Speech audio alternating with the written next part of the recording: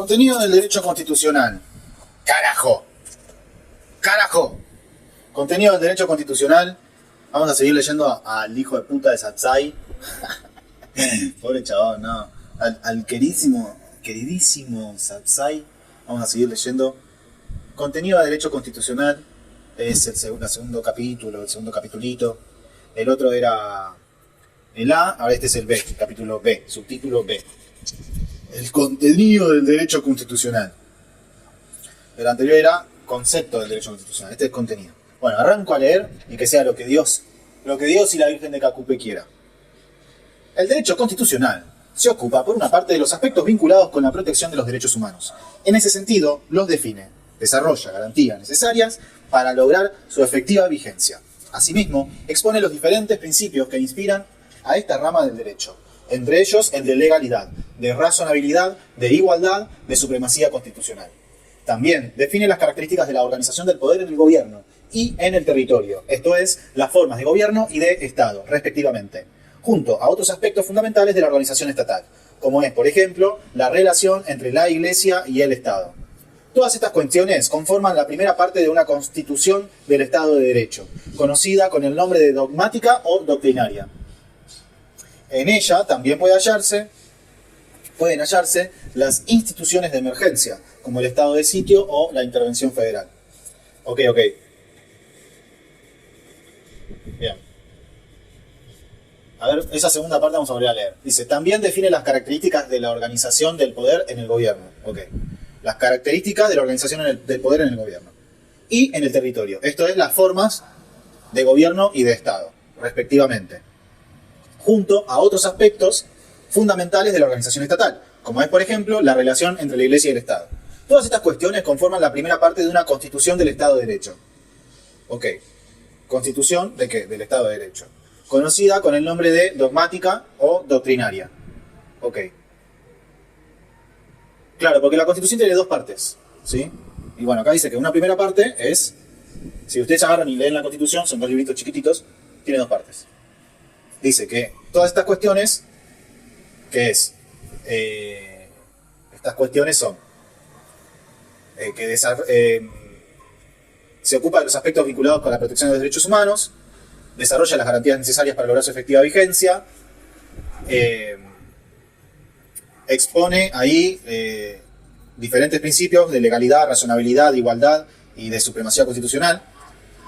Define las características de la organización del poder en el Estado y en el territorio, las formas de gobierno y de Estado, respectivamente, junto con otros aspectos fundamentales de la organización estatal, como es, por ejemplo, la relación entre la Iglesia y el Estado. Dice que todas estas cuestiones conforman la primera parte de una constitución del Estado de Derecho, conocida con el nombre de dogmática o doctrinaria. Entonces, la primera parte de la Constitución tiene todas esas cositas. En ella también pueden hallarse las instituciones de emergencia, como el estado de sitio o la intervención federal. Bueno, claro, el estado de sitio es como, no sé, se declaró en el 2001 cuando había un rebardo en la calle, también se declaró en la dictadura. La intervención federal, bueno, supongo que se referiría a, no sé, cuando pedían que se intervenga a la provincia de Jujuy o cualquier otra provincia o ciudad o edificio del Estado. O privado, no sé. Intervención federal. O sea que la nación interviene. Bueno, todo eso es la primera parte de la Constitución del Estado de Derecho. Pero el derecho constitucional, tal como ha quedado esbozado en el punto anterior, se ocupa de otra órbita, la relativa a la organización del poder. Estos contenidos integran la segunda parte de una constitución y se refieren a la construcción horizontal, forma de gobierno, y vertical, forma de Estado, del poder. Ok, estos contenidos integran la segunda parte, ¿cuál? A ver, bueno, de nuevo. Pero el derecho constitucional, tal como ha quedado esbozado en el punto anterior, se ocupa de otra órbita, la relativa el derecho constitucional, a la organización del poder. Estos contenidos integran la segunda parte de una constitución. ¿Qué contenidos, la concha de tu madre? No entiendo. El derecho constitucional, como quedó esbozado en el punto anterior, se ocupa de otra órbita. Claro. Estos contenidos, bueno. O sea, la segunda parte de la Constitución es sobre el derecho constitucional. Y se refieren a la construcción horizontal que es la forma de gobierno, y vertical, que es la forma del Estado, del poder. Bueno, horizontal, forma de gobierno, no sé qué querrá decir, y vertical, forma de Estado, del poder. Vamos a ver qué quiere decir eso. Estamos ya en la segunda parte de la Constitución. La forma de gobierno alude a la estructura gubernativa, la que en una democracia admite ciertas variantes, pero dentro de un modelo en el cual no pueden estar ausentes los elementos fundamentales del Estado de Derecho. De lo contrario, no estaríamos frente a una forma de gobierno de la democracia. Okay. La forma de gobierno alude a la estructura gubernativa, la que en una democracia admite ciertas variantes, pero dentro de un modelo al cual no pueden estar ausentes los elementos fundamentales del Estado de Derecho. Claro. O sea, en la cuestión horizontal sería que somos una democracia, por ejemplo, en Argentina, la cual votan todos los que son ciudadanos, cada provincia elige su gobernador también, cada ciudad también, todo por el voto. Creo que a eso se refiere. Ese sería como el aspecto horizontal, ¿no? La forma de gobierno. Donde no puede estar ausente el Estado de Derecho, de lo contrario no estaríamos frente a una forma de gobierno de la democracia. Dentro de esta esfera de contenidos se definen la competencia, la composición, organización interna y las relaciones entre los poderes, junto a las modalidades de acceso a los mismos, tiempo de duración de los mandatos de sus titulares, controles intra y extraorgánicos. La forma de Estado refiere a la organización del poder. Bueno, todo lo que dijimos recién es la forma de gobierno, ¿no? Como dijimos recién. La estructura gubernamentativa, en este caso, bueno, la democracia, que es fundamental para el Estado de Derecho. Y también dentro de esta esfera, dice, se definen la competencia, composición, organización interna y las relaciones entre los poderes. Junto, o sea, esto de cuántos ministros hay, como lo que hizo Milei, digamos, dijo, bueno, ahora mi forma de gobierno va a ser con secretaría, o lo que hizo Macri también en su momento, o lo que hizo Alberto cuando volvió a poner ministerios donde había secretarías. Este dijo, bueno, secretaría de esto, secretaría de lo otro, el ministerio de la mujer se borra, no sé qué. Yo creo que a eso se refiere con la competencia, composición, organización interna y las relaciones entre los poderes. Y a un montón de cosas que no sé, ¿no? De papelerío, burocracia. Junto a las modalidades de acceso a los mismos. Tiempo de duración de los mandatos, controles intra y extraorgánicos. Ok. Todo eso son las formas de gobierno. En la forma de Estado, refiere a la organización del poder en el territorio y gira en torno al tipo y alcance de la descentralización del mismo, dentro del elemento espacial del Estado. En el caso argentino, existen 3 niveles de autonomía territorial: las provincias, la Ciudad Autónoma de Buenos Aires y los municipios. La nación o esfera federal es el titular de soberanía territorial. Por ende, el nivel superior de gobierno dentro de un esquema de distribución de competencias contempladas en la Constitución. Todas estas cuestiones que acabamos de mencionar integran la parte orgánica de la Constitución, o Constitución del Poder, como la denomina Vidal Campos. Lo citó Vidal Campos, mirá, el chabón es gorila y lo citó Vidal Campos, que un cumpa parece. Cheto. Quedó domado un Salsai. El nivel superior de gobierno dentro de un esquema de distribución de competencias contempladas en la Constitución. Todas estas cuestiones, dice, que acabamos de mencionar, integran la parte orgánica de la Constitución, o Constitución del Poder, como denomina Vidal Campos. Sigo. El derecho constitucional también abarca las modalidades a través de las cuales pueden llevarse a cabo la modificación de las cláusulas constitucionales, es decir, el poder constituyente reformador o derivado, por oposición al originario, que es el que tuvo a su cargo la primera redacción de la Constitución. El régimen financiero del Estado es otra cuestión de relevancia que condiciona al sistema político y que se ocupa de los recursos materiales del presupuesto, entre otros puntos.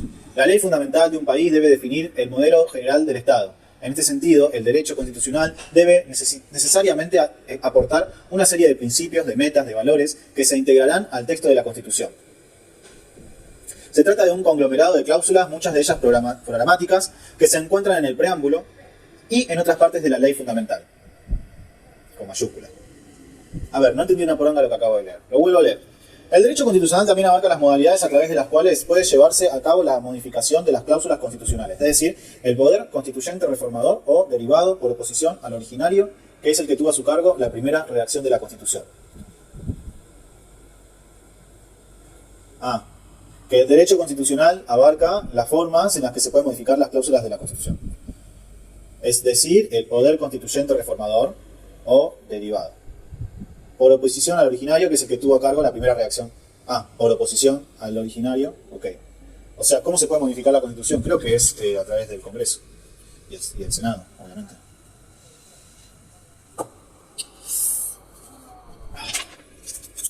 A ver, ¿qué más? El régimen financiero del Estado es otra cuestión de relevancia que condiciona al sistema político y que se ocupa de los recursos materiales del presupuesto, entre otros puntos. La ley fundamental de un país debe definir el modelo general del Estado. La ley fundamental de un país debe definir el modelo general del Estado. Ok. El régimen financiero del Estado es otra cuestión de relevancia que condiciona al sistema político y se ocupa de los recursos materiales del presupuesto, entre otros puntos. Ok. Régimen financiero. La ley fundamental de un país, bueno, acá aparece la ley fundamental de un país con mayúscula, que no sé qué será, pero parece que es importante. La ley fundamental de un país debe definir el modelo general del Estado. Ok. En este sentido, el derecho constitucional debe necesariamente aportar una serie de principios, de metas, de valores que se integrarán al texto de la Constitución.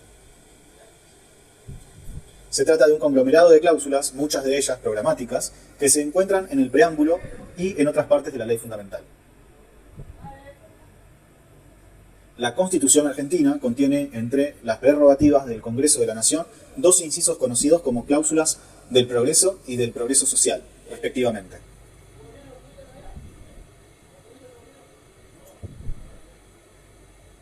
La ley fundamental de un país debe definir el modelo general del Estado.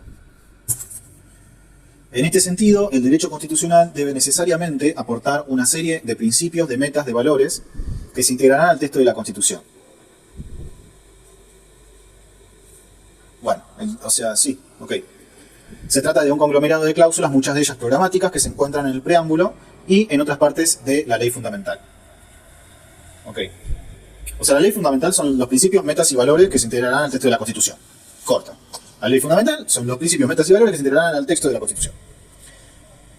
La Constitución argentina contiene entre las prerrogativas del Congreso de la Nación dos incisos conocidos como cláusulas del progreso y del progreso social, respectivamente. Nos referimos al artículo 75, inciso 18 y 19 de la Constitución Nacional.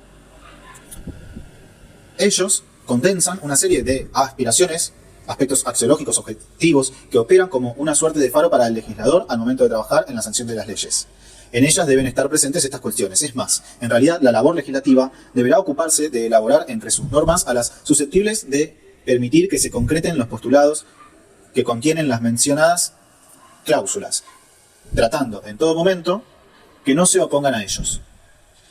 Las disposiciones a las que hemos hecho referencia constituyen a su vez un importante elemento de auxilio para los jueces a la hora de interpretar a la Constitución en la dilucidación de los conflictos que les toca resolver. El derecho constitucional de un país no se limita a lo estipulado en su Constitución. En realidad, este es un aspecto fundamental del mismo que aspira a ser excluyente. Ok. El derecho constitucional de un país no se limita a lo estipulado en su Constitución. En realidad, este es un aspecto fundamental del mismo que aspira a ser excluyente. Ok. Sin embargo, no es posible aislarlo de la realidad de los hechos, de la dimensión sociológica dada por las conductas de los diferentes actores en la relación al cumplimiento de la Constitución. Me da la sensación que acá como que está diciendo que se quiere saltar un poquito la Constitución acá, el amigo. Me da la sensación, porque dice, el derecho constitucional de un país no se limita a lo estipulado en su Constitución. En realidad este es un aspecto fundamental del mismo que aspira a ser excluyente. O sea, ahí dice que es un aspecto fundamental, pero aspira a ser excluyente. Decir que el derecho constitucional de un país se limita a lo estipulado en la Constitución. O sea, él dice que va más allá de lo estipulado en la Constitución, el derecho constitucional de un país. Sin embargo, no es posible aislarlo de la realidad de los hechos, de la dimensión sociológica dada por las conductas de los diferentes actores en relación al cumplimiento de la Constitución. Desde esta óptica se considera que existe un derecho constitucional formal, que está conformado por el texto de la Constitución, en la hoja de papel a la que aludía Sieyes, junto a un derecho constitucional material que se compone por esa otra esfera mencionada que tiene que ver con la aplicación efectiva de la ley suprema en los hechos. Bueno, acá está metiendo un poco lo que dije la otra vez en el anterior conversatorio con Satsai, que me da la sensación a mí, ¿no? Está metiendo un poco el positivismo y el naturalismo en la misma oración, digamos, porque dice, yo le decía, ¿no? El positivismo dice que el derecho de lo que está escrito en el papel hay que hacer sí o sí, tal cual lo que dice el papel, y el naturalismo como que dice, bueno, pero en el papel ahí solamente escrito en una biblioteca es un papel en una biblioteca, o sea, que cobra vida en la acción es la interpretación, y esa interpretación es imposible que no se vea sesgada para cierto lado un poco, para usar cierto otro lado un poco, por la moral de la persona que la interpreta, porque la interpretan los seres humanos, que son distintos, digamos, como que cobra vida en la praxis, y en la praxis es imposible ser neutral, algo así, no sé. Y lo que está diciendo es que desde esta óptica se considera que existe un derecho constitucional formal que está conformado por el texto de la Constitución, que es la hoja de papel, junto a un derecho constitucional material, que se compone por esa otra esfera mencionada, que tiene que ver con la aplicación efectiva de la ley suprema en los hechos, ¿no? O sea, dice el papel y los hechos. Yo soy un poquito de los dos, no te puedo decir que soy naturalista o positivista, qué sé yo. Sí creo que existe la interpretación y que es imposible que algo se interprete si está ahí en un papel y punto. Pero por otro lado, le veo un poco de peligro también a esa rama de querer saltarse un poco la Constitución, como me parece que podría llegar a estar haciendo este Satsai, con su intencionalidad de estar al margen de la Constitución, ¿viste? ¿Qué quiere decir estar al margen de la Constitución? Y hilar fino.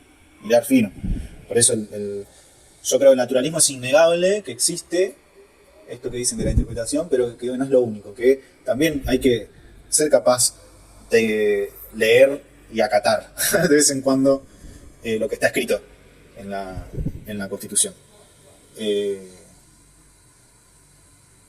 Sin negar que lo estás leyendo y lo estás interpretando, pero tratar de ser... no tratar de ser, porque el ser humano es como es, ¿no? Interpreta. Pero que estén dadas las condiciones para poder interpretar lo mejor posible. Tal cual lo que está diciendo ahí, que decíamos la otra vez, la Constitución que tenemos es buena, no hay que estarla modificando, hay que cumplirla nada más. Pero para cumplirla hay que entenderla, y para que no te la quieran cumplir al margen de la Constitución hay que entenderla más todavía, porque si no vas a saber qué estás reclamando. ¿Qué carajo te digo yo cuando te digo que estás al margen de la Constitución? ¿Qué sé yo qué es eso? Por eso un poco estoy tratando de entenderla a la Constitución, para poder discutir cuál es ese margen del que se está hablando, por el que se está moviendo hoy el gobierno actual. Para entender, no para criticar, para entender, ¿no? Pero bueno, creo que ambas corrientes van de la mano, el positivismo y el naturalismo. Lo que está escrito hay que cumplirlo. Y hay que interpretarlo, sí, pero en igualdad de condiciones, ¿no? Porque por lo general también pasa eso. La desigualdad de oportunidades hace que uno tenga la capacidad de interpretar, el otro no.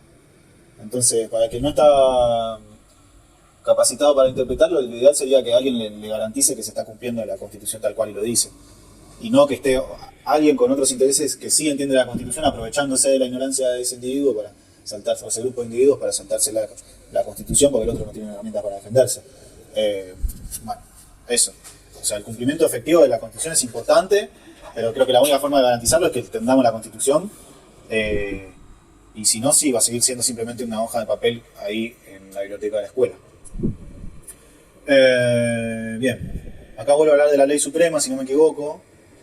Hoja de papel, junto al derecho constitucional material, compone esa otra esfera mencionada que tiene que ver con la aplicación efectiva de la ley en los hechos. La Constitución material puede coincidir con la Constitución formal. Bueno, habíamos dicho, la Constitución material es el papel, la formal es la que sucede, ¿no?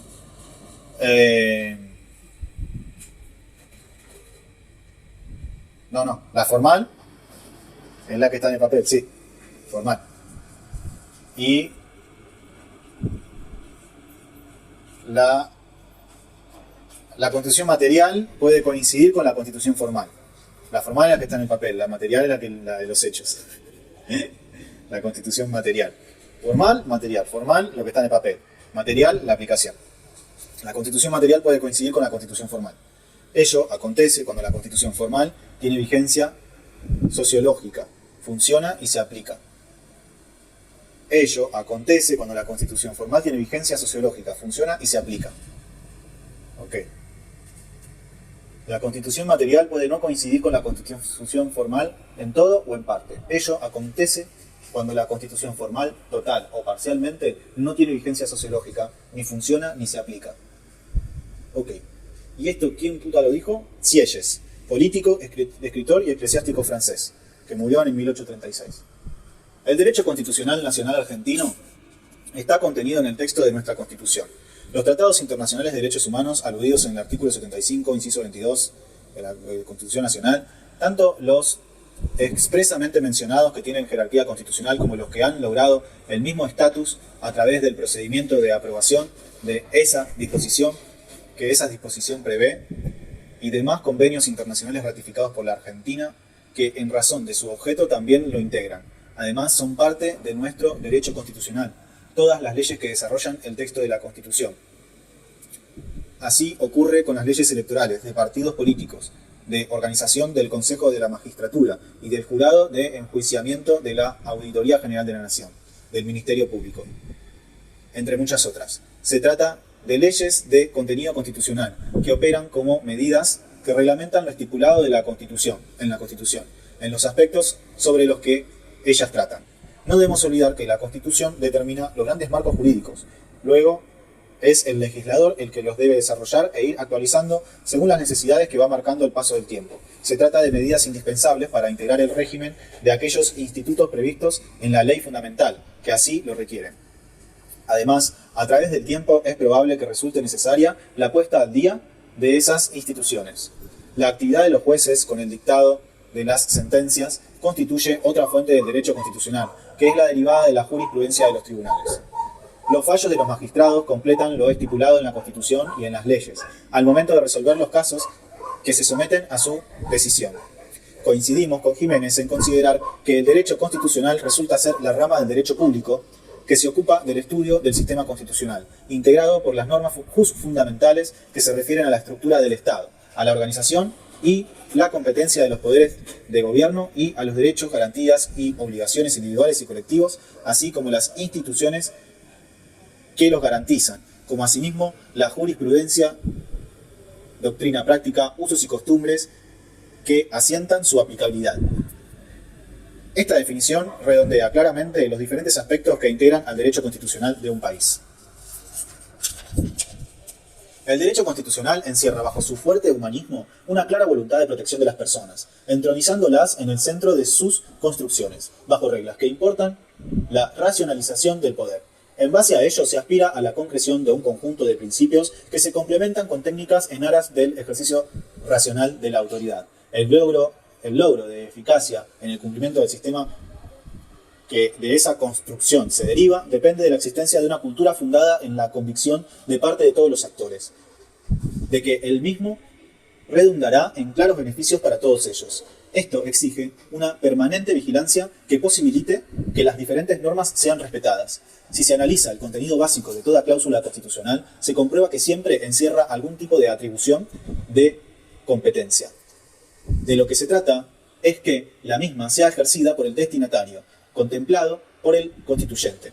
Y esto exige de un fuerte contralor que no se limita con la edificación de sofisticados institutos. Requiere ante todo de la observancia de una fuerte toma de conciencia de parte de todos los integrantes de la comunidad sobre la obligatoriedad de las normas en general y del edificio constitucional en particular. Así serán los propios recipiendarios quienes en todo momento velarán por su efectiva vigencia. Ok, creo que ya por hoy podemos ir cortando. La última parte no entendí bien, podríamos volver a leerla, sí, podemos volver a leerla. Yo me contesto solo, ¿bien? De la conclusión no, pero, o sea, hasta ahí está podríamos leer el artículo 75, inciso 22, el 18 y el 19. que nombran acá. Si quieren, para ahora al final del video los puedo leer, estos artículos. Pero bueno, dice: el derecho constitucional nacional argentino está contenido en el texto de nuestra Constitución. Los tratados internacionales de derechos humanos aludidos en el artículo 75-22, tanto los expresamente mencionados que tienen jerarquía constitucional, como los que han logrado el mismo estatus a través del procedimiento de aprobación de esta disposición, prevé, y demás convenios internacionales ratificados por la Argentina, que en razón de su objeto también lo integran. Además, son parte de nuestro derecho constitucional todas las leyes que desarrollan el texto de la Constitución. Así ocurre con las leyes electorales de partidos políticos, de organización del Consejo de la Magistratura y del Jurado de Enjuiciamiento de la Auditoría General de la Nación, del Ministerio Público, entre otras muchas cosas. Se trata de leyes de contenido constitucional que operan como medidas que reglamentan lo estipulado en la Constitución en los aspectos sobre los que ellas tratan. Claro, o sea, existen leyes, creo que sigue hablando de las leyes fundamentales, que avalan artículos de la Constitución, ¿no? No debemos olvidar que la Constitución determina los grandes marcos jurídicos. Luego es el legislador el que los debe desarrollar e ir actualizando según las necesidades que va marcando el paso del tiempo. Se trata de medidas indispensables para integrar el régimen de aquellos institutos previstos en la ley fundamental que así lo requieren. Además, a través del tiempo es probable que resulte necesaria la puesta al día de esas instituciones.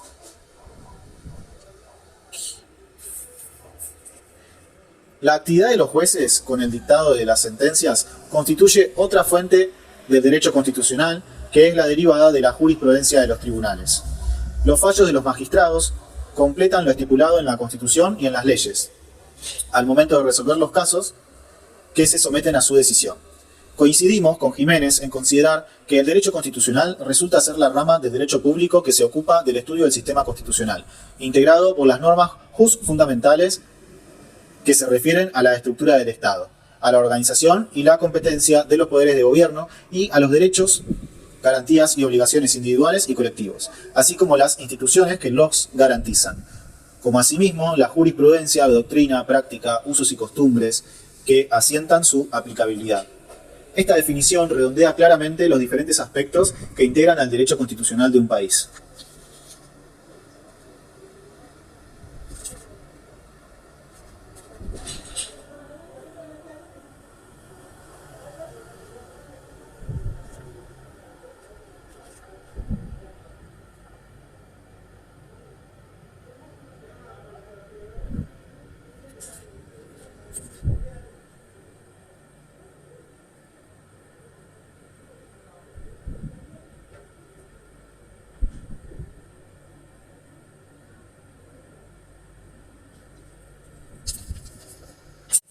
Bien, el derecho constitucional encierra bajo su fuerte humanismo una clara voluntad de protección de las personas, entronizándolas en el centro de sus construcciones, bajo reglas que importan la racionalización del poder.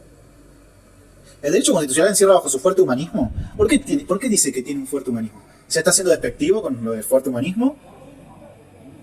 ¿O está siendo descriptivo? El derecho constitucional encierra bajo su fuerte humanismo una clara voluntad de protección de las personas, entronizándolas. O sea, me llama la atención en este contexto, que después dice entronizándolas a las personas. Sí, las personas sí son lo más importante, claro. Pero ¿por qué entronizándolas en el centro de sus construcciones? Bajo reglas que importan la racionalización, acá dice que importan la racionalización del poder. En base a ello se aspira a la concreción de un conjunto de principios que se complementan con técnicas en aras del ejercicio racional de la autoridad. El logro de eficacia en el cumplimiento del sistema de esa construcción se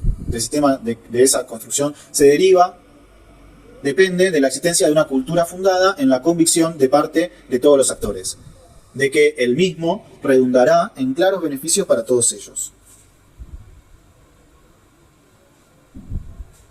Esto exige una permanente vigilancia que posibilite que las diferentes normas sean respetadas.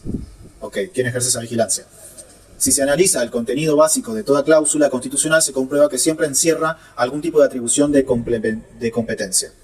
Ok, de cómo se puede aplicar este artículo. O sea que los artículos tienen cláusulas que protegen, como que vigilan el cumplimiento de la Constitución. Cláusulas como actualizadas, no sé. O frente a eventuales conflictos que hayan sucedido, le hicieron cláusulas a distintos artículos de la Constitución que es como que vigilan por su aplicación. De lo que se trata es que la misma sea ejercida por el destinatario, contemplado por el constituyente, y esto exige de un fuerte contralor que no se limita con la edificación de sofisticados institutos. Requiere, ante todo, de la observancia de una fuerte toma de conciencia de parte de todos los integrantes de la comunidad sobre la obligatoriedad de las normas en general, del edificio constitucional en particular. Ok, para de nuevo. De lo que se trata es que la misma sea ejercida por el destinatario, contemplado por el constituyente. Y esto exige de un fuerte contralor que no se limita con la edificación de certificados institutos. Requiere, no sé, acá como que bardea a institutos sofisticados, no sé quién, por ejemplo, la abuela de Casa de Mayo, LMT, edificación de sofisticados institutos no es suficiente para que la Constitución sea ejercida entre el destinatario contemplado y el constituyente, o sea, el ejercicio de la Constitución. Requiere ante todo de la observancia, o sea, no es suficiente la edificación de sofisticados institutos, sino que requiere ante todo de la observancia de una fuerte toma de conciencia de parte de todos los integrantes de la comunidad. Ok, sí, bien, es verdad. Es lo que estaba diciendo, que todos deberíamos entender la Constitución, no unos pocos. Sobre la obligatoriedad de las normas en general y del edificio constitucional en particular. Así serán los propios recipiendarios quienes en todo momento velarán por su efectiva vigencia. Bien. Estamos de acuerdo, estamos de acuerdo. Ahora busco los artículos estos 3 artículos que nombra y los leo y cerramos acá. Bueno, lo prometido de deuda, artículo 75 lo busqué acá.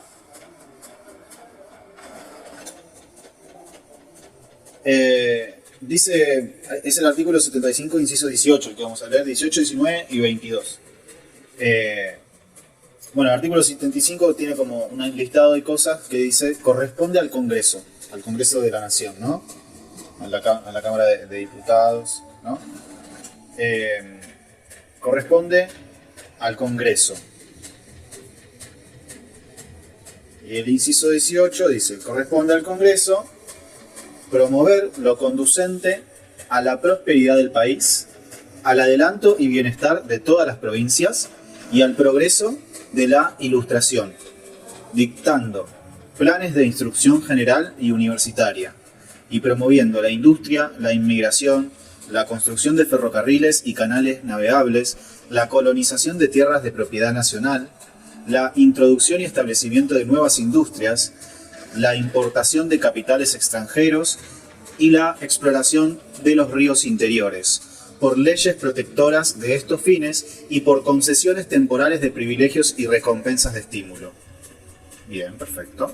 Lo leo de nuevo, el artículo 18, el artículo 75, inciso 18.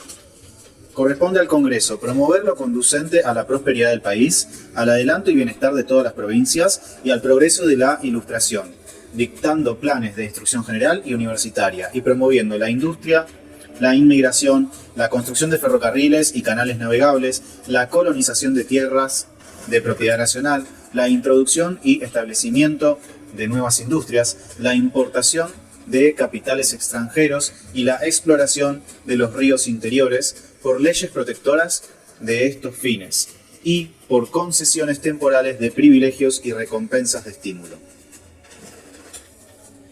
Bien, perfecto. Bueno, esto es todo lo que le corresponde al Congreso según el artículo 75, inciso 18. El 19, inciso 19 vamos a leer ahora. Dice, corresponde al Congreso proveer lo conducente al desarrollo humano, al progreso económico con justicia social, a la productividad de la economía nacional, a la generación de empleo, a la formación profesional de los trabajadores, a la defensa del valor de la moneda, a la investigación y al desarrollo científico y tecnológico y su difusión y aprovechamiento. Proveer al crecimiento armónico de la nación y al poblamiento de su territorio, promover políticas diferenciadas que tiendan a equilibrar el desigual desarrollo relativo de provincias y regiones. Para estas iniciativas, el Senado será la Cámara de origen. Sancionar leyes de organización y de base de la educación que consoliden la unidad nacional, respetando las particularidades provinciales y locales, que aseguren la responsabilidad indelegable del Estado, la participación de la familia y la sociedad, la formación de los valores democráticos y la igualdad de oportunidades y posibilidades sin discriminación alguna, y que garanticen los principios de gratuidad y equidad de la educación pública estatal y la autonomía autárquica y autarquía de las universidades públicas, las universidades nacionales. Dictar leyes que protejan la identidad y pluralidad cultural, la libre creación y circulación de las obras del autor, el patrimonio artístico y los espacios culturales y audiovisuales. Bien, perfecto. Bueno, acá vemos claramente por qué se dice que este gobierno actual actúa al margen de la Constitución, ¿no? En este artículo está clarito, dice que el Congreso tiene que promover lo conducente al desarrollo humano, al progreso económico con justicia social, qué sé yo, un gobierno que se declara que la justicia social es una aberración, que es un curro, no sé qué. En este caso estaría actuando al margen de la Constitución si es que no se la está saltando. Se la está saltando. El valor de la defensa de la moneda, alguien que dice que el peso es un excremento que no sirve ni para limpiarse el culo, bueno, ahí se está saltando de nuevo la Constitución. Promover la investigación, el desarrollo científico y tecnológico, si decís que el CONICET es un curro, bueno, no estás promoviendo un carajo, ¿no? Bueno, creo que ahí se ve claramente el actuar al margen o por fuera de la Constitución. Y vamos a saltar ahora al artículo 22, que es el que del que se habla en la última parte del subtítulo que leímos en este encuentro. Y dice, artículo 22, inciso 22 del artículo 75. Corresponde al Congreso aprobar o desechar tratados concluidos con las demás naciones y con las organizaciones internacionales y los concordatos con la Santa Sede. Los tratados y concordatos tienen jerarquía superior a las leyes. La Declaración Americana de los Derechos y Deberes del Hombre, la Declaración Universal de los Derechos Humanos, la Convención Americana sobre Derechos Humanos, el Pacto Internacional de Derechos Económicos, Sociales y Culturales, el Pacto Internacional de Derechos Civiles y Políticos y su protocolo facultativo, la Convención sobre la Prevención y la Sanción del Delito de Genocidio, la Convención Internacional sobre la Eliminación de todas las formas de discriminación racial, la Convención sobre la Eliminación de todas las formas de discriminación contra la mujer, la Convención contra la tortura y otros tratos o penas crueles, inhumanos o degradantes, la Convención sobre los Derechos del Niño, en las condiciones de su vigencia, tienen jerarquía constitucional. No derogan artículo alguno de la aprobación de las 2/3 partes de la totalidad de los miembros. No derogan artículo alguno de la primera parte de esta Constitución y deben entenderse complementarios de los derechos y garantías por ellas reconocidos. Solo podrán ser denunciados, en su caso, por el Poder Ejecutivo Nacional, previa aprobación de las 2/3 partes de la totalidad de los miembros de cada Cámara. Los demás tratados y convenciones sobre derechos humanos, luego de ser aprobados por el Congreso, requerirán el voto de 2/3 partes de la totalidad de los miembros de cada Cámara para gozar de la jerarquía constitucional. Okay. Bueno, el artículo 22 lo que dice es que el Congreso tiene la facultad de aprobar en consenso con acuerdos internacionales de jerarquía superior a las leyes, tratados y concordatos. Y esto lo tiene que aprobar la adhesión a esos consensos, como dijimos acá, de derechos humanos, de derechos de la mujer, de derechos americanos, de la eliminación de los tratos de penas y torturas crueles, etc. Dice, tienen que la jerarquía en las condiciones de su vigencia, todos estos tratados, en las condiciones de su vigencia, tienen jerarquía constitucional, no derogan artículo alguno de la primera parte de esta Constitución, y deben entenderse complementarios de los derechos y garantías por ellos reconocidos. Solo podrán ser denunciados, en su caso, por el Poder Ejecutivo Nacional, previa aprobación de las 2/3 partes de la totalidad de los miembros de cada Cámara. Ok. O sea, si estás en contra de alguno de estos pactos, puede denunciarlo el Poder Ejecutivo si previamente lo aprobó las 2/3 partes de la totalidad de los miembros de cada Cámara, diputados y senadores. Los demás tratados y convenciones sobre derechos humanos no deben ser aprobados por el Congreso, requerirán el voto de las 2/3 partes de la totalidad de los miembros de la Cámara para gozar de jerarquía constitucional. Al mismo tiempo, creo que lo que está diciendo es que para que goce de jerarquía constitucional cualquiera de estos tratados, bueno, tiene que ser aprobado por las 2/3 partes. Tanto si son denunciados como no, así. Bien. Bueno, hasta acá llegamos con este video. Les mando un abrazo grande, besitos en la cola. Bien, bien piola. Subside.